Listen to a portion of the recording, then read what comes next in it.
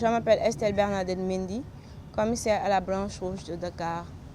Le guidisme est un mouvement non formel qui s'appuie sur l'éducation et la responsabilité à travers la vie en équipe, la vie dans la nature. Le guidisme regroupe des filles âgées de 7 ans et plus. Nous avons 3 branches. Nous avons les Jeannettes, elles sont âgées de 7 ans à 11 ans. Nous avons les guides compagnie, elles sont âgées de 11 ans à 16 ans. Et nous avons les guides aînés qui sont âgés de 16 ans et plus. Les guides aînés, la branche rouge, communément appelée le feu, ce sont les guides âgés de 16 ans et plus. Dans cette branche, on y apprend à être autonome, responsable et entreprenante à travers le leadership. À travers le service effectué dans notre branche, nous avons mis en place un projet dénommé Jappal Ma Japp pour former des guides autonomes, entreprenantes et soucieuses de leur société, c'est-à-dire des citoyennes soucieuses de leur société. Pour cela, nous avons des objectifs.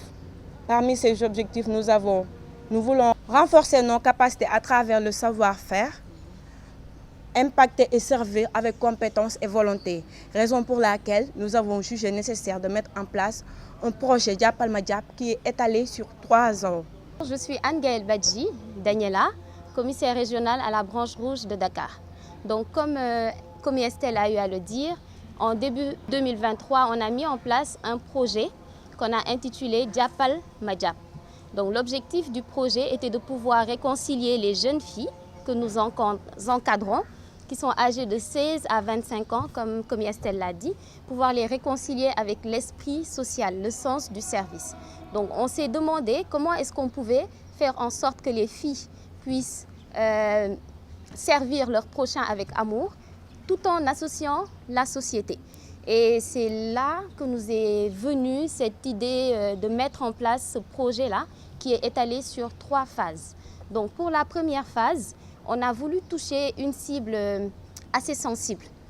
Donc, on a pensé aux jeunes adolescentes, sachant que nous sommes un mouvement féminin, donc les jeunes adolescentes qui sont en centre d'abri et les femmes détenues. Donc, la première phase s'est déroulée par groupe, parce que dans le guidisme, on est structuré en districts. Donc, les districts ont fait des jumelages. Donc, on a eu 2 districts qui étaient chargés des jeunes filles, les jeunes ados en centre d'abri, et 2 autres étaient chargés des femmes détenues. Donc, au début du projet, pour que ce projet puisse être pertinent, on a demandé aux jeunes que nous encadrons de cibler les centres d'accueil en question, de faire des recherches à Dakar pour qu'on puisse voir dans quel centre d'accueil on pouvait commencer ces activités-là, pareil pour les prisons. Donc c'est comme ça qu'on a ciblé le centre d'accueil de Liberté 6, CPA, le centre premier accueil de Dakar, et la maison rose de Guédiawaye. Du niveau des prisons, on a eu à faire l'activité avec la prison de Liberté 6 et la maison d'arrêt de Rufisque. Donc avec les jeunes ados en centre d'abri, on voulait toucher leur confiance en soi. Parce qu'en général, ce sont des centres qui accueillent des jeunes filles qui ont soit un souci avec la justice, donc on les met en centre d'accueil le temps de délibérer. D'autres, elles sont elles-mêmes victimes de violences, que ce soit insectes ou autres violences dans leur famille. Donc on les met en centre d'accueil le temps de délibérer. Donc ce sont des couches très sensibles. C'est la raison pour laquelle on a voulu impacter leur confiance en soi, estime de soi. Et pour laisser notre marque, on a voulu intégrer l'aspect activité manuelle, parce qu'on est très manuel au niveau du mouvement des guides. Donc pour la partie manuelle, on a eu à les former sur comment confectionner leurs propres serviettes hygiéniques réutilisables, bien sûr, après une formation sur le sujet en question. Avec les femmes détenues, on a voulu jouer un peu sur un thème qui nous rassemble toutes en tant que femmes. Donc on a discuté sur l'hygiène intime de la femme Et c'était une activité qui a été très enrichissante. On a beaucoup appris. Nous, on pensait venir pour leur apporter quelque chose, pour échanger. Et on a été agréablement surpris par l'ambiance qu'il y avait. On a eu à beaucoup discuter sur ce sujet-là, l'hygiène intime de la femme.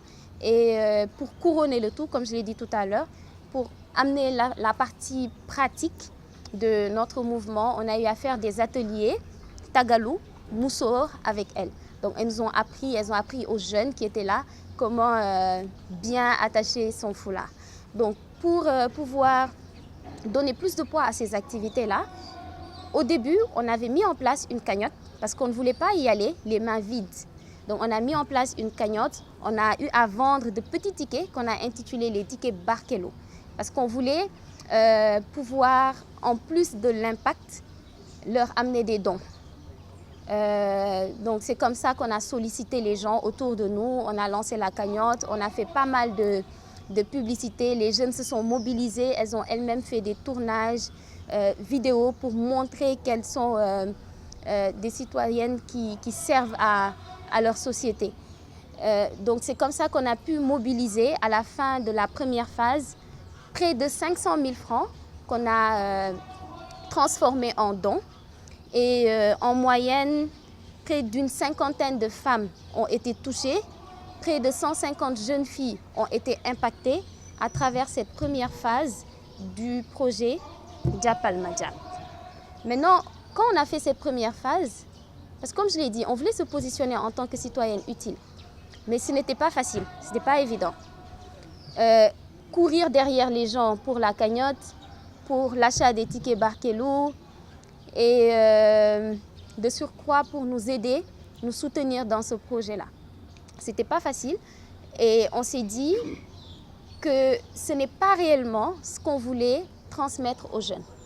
On voulait qu'elles puissent comprendre que pour servir son prochain, il n'y a pas forcément besoin de mobiliser des moyens financiers. Et c'est là qu'on s'est dit, on va revisiter le projet Jàppal Ma Jàpp pour la phase 2, montrer aux filles que servir le prochain, ça peut aussi se faire à travers le don de soi. Je m'appelle Yvette Mendy, commissaire régionale à la branche rouge au niveau de Dakar. Comme l'a dit Daniela, la commis Daniela, pour la phase 1, on a cherché de l'argent pour aider.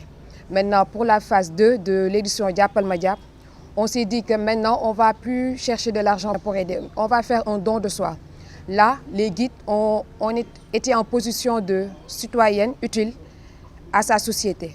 Maintenant, le projet s'est déroulé durant le mois de mars, mois de la femme, mois qui coïncidait aussi avec le temps de carême et le mois de Ramadan. Durant tout ce mois, les guides au niveau de leur localité, il n'y a pas eu de jumelage par district comme pour la première phase. Là, chaque guide impacte sur sa localité. Et les guides, l'objectif, c'était quoi? De faire un don de soi.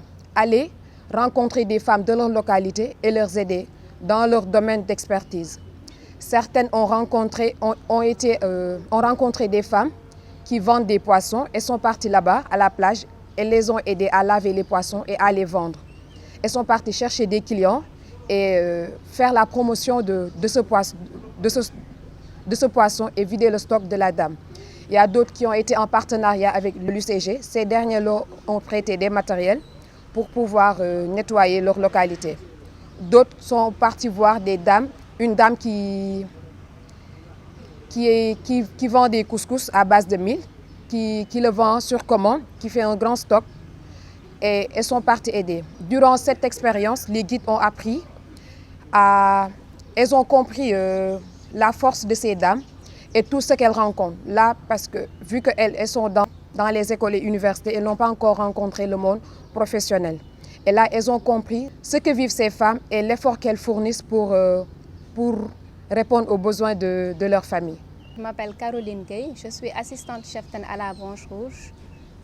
Alors, nous les guides aînés de la région de Dakar avons le plaisir d'annoncer l'organisation d'un salon d'entrepreneuriat des jeunes qui se tiendra le 6 juillet prochain à la place de la Nation. Alors cet événement a pour objectif de récolter des fonds destinés à soutenir une école à Pout. Cette école joue un rôle crucial dans l'éducation des jeunes de cette localité. Alors, les fonds récoltés lors de cette foire permettront de financer des projets importants tels que la rénovation des bâtiments, l'achat de matériel scolaire et aussi la création d'un espace vert. Alors, nous appelons les autorités, voilà, son Excellence M. Bassirou Diomaye Diakhar Faye, les entreprises et les populations de se joindre à nous pour cette noble cause. Précision, au début quand on a mis en place le projet Jappal Madiap, comme j'avais dit tout à l'heure, on avait dit qu'on allait étaler ça sur 3 ans. Mais on s'est dit que la dernière année, il nous fallait mettre en place un projet physique.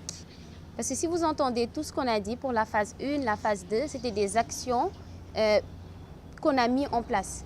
Des actions mais pas physiques qui ne restent pas. Donc on s'est dit pour la dernière phase là, il faut qu'on mette en place quelque chose qui, des années après, quand on va repasser, on pourra voir et dire que ça c'est le fruit du projet Jappal Madiap.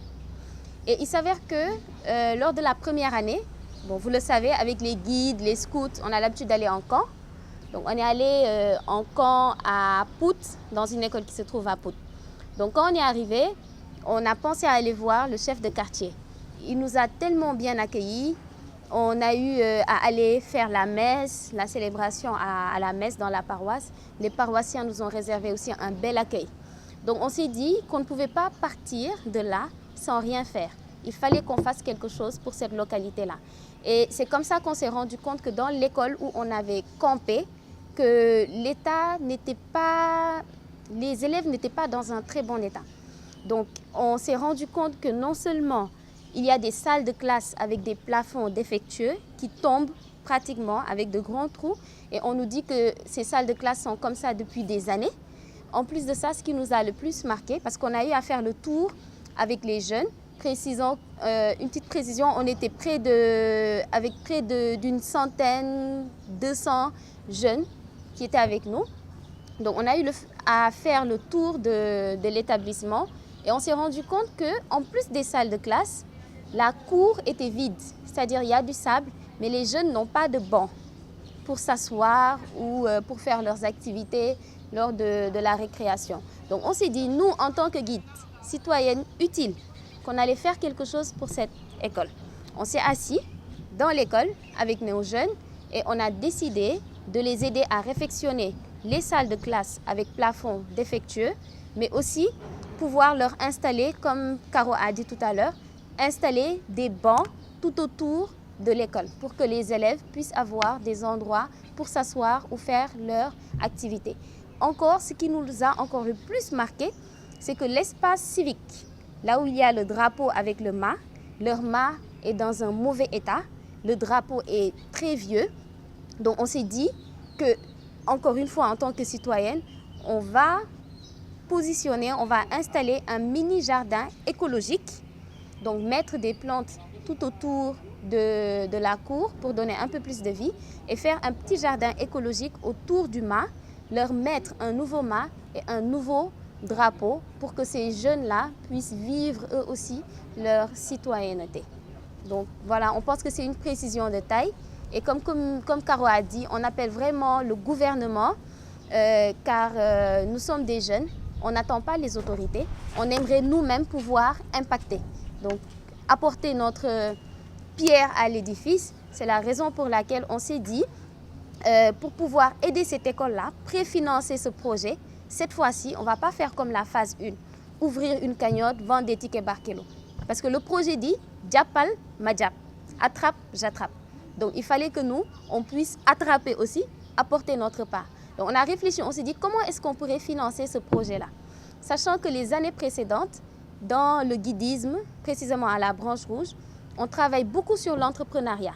Donc les jeunes ont appris à faire beaucoup de choses à travers leurs mains, à faire des produits capillaires, créer des habits, faire des sacs, des chaussures. Donc on s'est dit qu'on allait utiliser ce savoir-faire-là pour pouvoir préfinancer ce projet. Et c'est comme ça que l'idée de la foire est arrivée. Donc c'est une foire où tous les produits qui seront exposés à la foire par les guides aînés sont des produits que les guides aînés vont elles-mêmes faire à travers avec leurs mains, à travers leur savoir-faire qu'elles ont acquis, qu'elles ont gagné dans le guidisme. Donc, on vous appelle à venir. Venez nous soutenir pour cette fois, pour que nous, à notre tour, on puisse mettre en œuvre ce projet-là et aider ces jeunes à vivre leur éducation dans de bonnes conditions. Donc, jàppaleen ci foire bi pour que ñun ñu mën a jàpp ci projet bi.